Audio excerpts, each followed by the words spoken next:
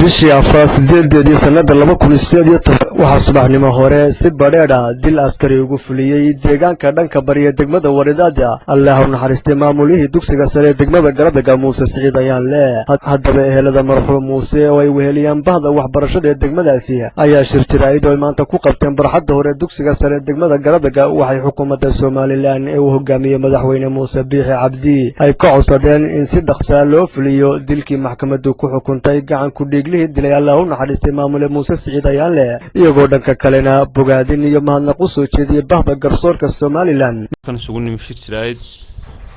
oo ku salaysan ama aanu kaga hadli doono dilkii marxuum Muuse Siciid ayaan leh marxuum Muuse Siciid ayaan leh Ilaahay u naxariistay waxa maamulihii dugsiga sare ee degmada Galbeedka waxa lagu dilay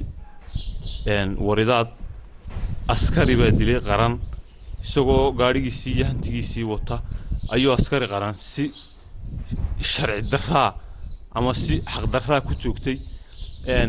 waxa la horgeeyay maxkamadda islaamka aad iyo aad baan ugu mahadinaynaa maxkamadda islaamka wadada sharciga ay ka martay waxay dhamaanba maxkamaduhu ku xukumeen dil toogasho intaas kadib dilkii toogashada fulintiisii ayaanu saaka halkan ka codsanaynaa madaxweynaha jamhuuriyadda Soomaaliland mudane Muuse Biixi Cabdi ee uu hor yaalo inuu fuliyo cid ku dhaliili mayno cidna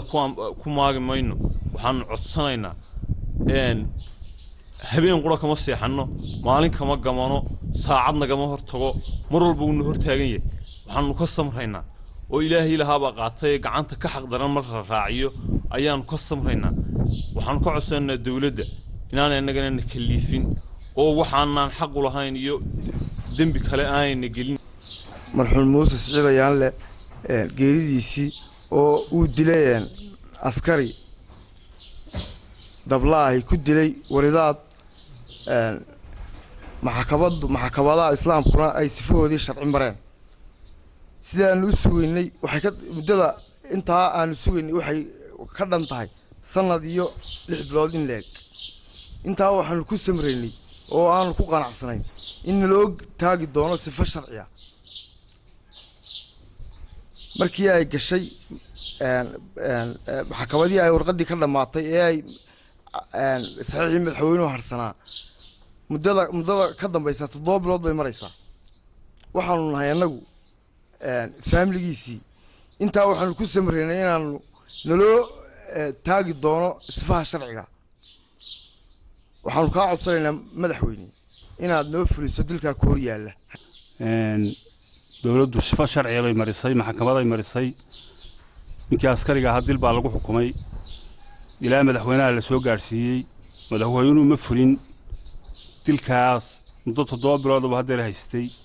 madaxweynaha waxaan ka codsanaynaa inuu dilka noo sii daayo noo fuliyo inuu maalin naga sii mootanaa uma maleynayno saacad inuu naga mootanaa uma maleynayno waa sanad iyo 6 bilood garanaysaa jaranjarooyin badan buu soo maray dilkiisaasu maata badan baa garada laga qaaday Hargeysa la geeyay dacwadoodii bay oogteen maxkamadii oo dhan dil bay ku xukumeen mudane madaxweyne adigu ku hor yaala ninka gacan ku dhiiglaha dilka geystay dilka foosho xun waliba noo geystay sharci baan loo mariyay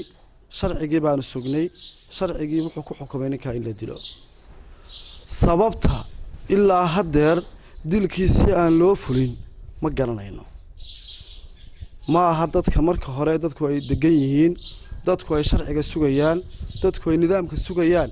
ayaa wanaagsan marka in wixii marka la qaban karo la qabto laakiin haddii sharcigi shaqeyn waayo haddii nidaamkii dawladnimo shaqeyn waayo haddii wada noolaansho dadku wada noolaan shaqeyn waayo de qof walbaaba tii uu doon u sameeynaya hadhowna de qayla ka kacaysa iyo waxa la sameeyay waxaanu ka codsan waxaanu ognahay in warqadii u dambeysay madaxweynaha hortaalo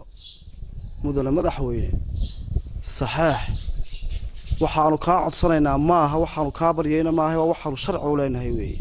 sharciga waxaanu leenahay waxa weeye de ninkii nin dilay loo dilo maxkamadana waa xukuntay adiguna ku hor yaala ninkaas marxuumkaas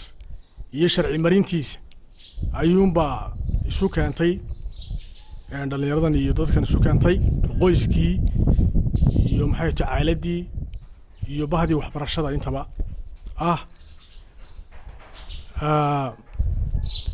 waxaan markaas codsanaynaa marka hore dee wuxuu ahaa sarkaal ka tirsan bahda waxbarashada annagoo uga tacsiyanaynaa bahda waxbarashada ee Somaliland iyo aqoon-yahanada isla markaana ahaa marihii la afsaaray ee wax soo saarka u ahaa ummadda Somaliland marka labaad waxaan taasi uga celinaa Tiranyale qoyskii iyo qaraabadii mar labaadna si xakameeyaano inta sharciga sifa sharciga lagu soo saarayo ayn xadgudbay iyo maxay tahay inaan si samayn waxaanu ka codsanaynaa madaxweyne waxa laga codsanayaa